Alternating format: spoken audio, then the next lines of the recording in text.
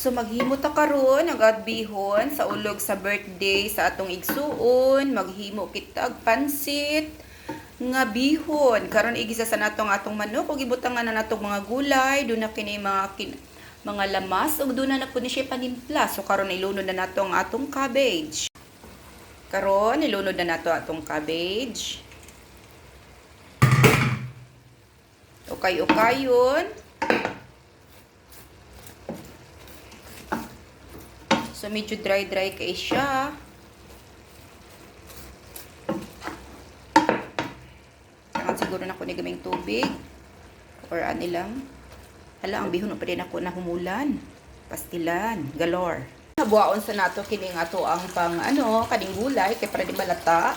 Tapos ako na paghimula ng ato ang bihon, kinalimtan ako siya, so magpaabotaan, di mahubok sa, okay? Nato ang bihon guys, ato na lang ni siyang paaboton nga medyo mumala, saka na nato ilunod ang atong mga gulay at saka manok.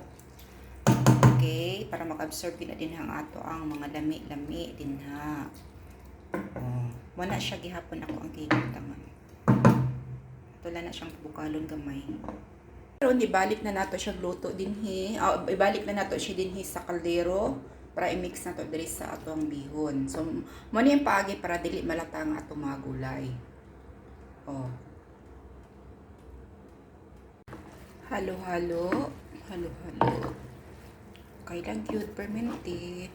So medyo luspad-luspad ning atong bihon, murag pwede pa nato dagdagan siya tuyo. Pero basi maparat na lap na pod. So okay na ni siya. Pwede na ni. Okay guys, tapos na ang atong bihon. I-mix-mix lang nato ni siya. Okay lang. So tapos na po ang ating pansit bihon. Hi guys! Mao ni karon na nga to ang handa para sa kasaulugan sa birthday sa tong igsuon. Ug di ara guys, nagkakauna na siya gelatin ug nagdala pud siya kaning spaghetti, napoy Jollibee, kanini chicken joy, naghimo ko kanang gelatin, kana buko salad guys, at saka bihon. Pansit bihon, wow na wow ang kutis kasinaw.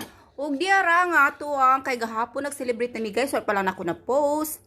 Just wait, like, subscribe, and share. Thank you guys. Guys, napod ning tinapay nga yang gihimo ganina, banana bread agabi banana bread. So ako na lang ni siyang giinit karon. Ambot lang kahapon dugon sa lamiani, wa pa pud nako siya natistingi guys. Tinga lamang pug ko guys nganong na inani man nga banana bread it's like cake. But it's very crunchy. The crust, it's so crunchy. I can feel the crispness of this toppings. I don't know what.